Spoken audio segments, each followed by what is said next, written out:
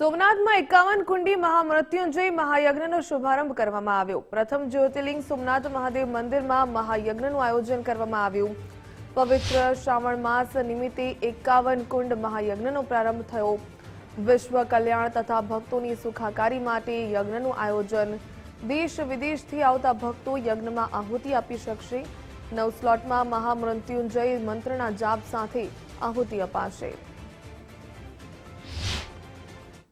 સોમનાથ મહાદેવનો આજે શ્રાવણ મહિનાની શરૂઆતે જે અભિષેક થઈ રહ્યો છે, જે પૂજા અર્ચના થઈ રહી છે, તે ધજાઓ ચડાવવામાં આવી રહી છે, જે પાક પૂજા પણ કરવામાં આવી છે।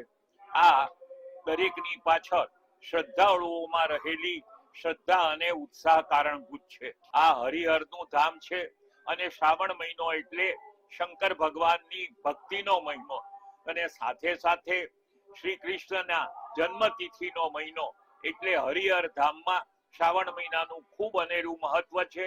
પરંતુ મંદિરના પરિસરમાં 51 વેદી સાથે લોકો મહામૃત્યુંજય જાપનો એક હોમ કરી શકે તે માટેની વ્યવસ્થા કરી છે। એ જ રીતે ઓનલાઈન ફક્ત ₹21 બિલી પૂજાનો જે કાર્યક્રમ હાથ ધર્યો છે, એમાં તો 1.5 લાખ કરતા વધારે લોકોએ પોતાની બિલી પૂજા લખાવી છે।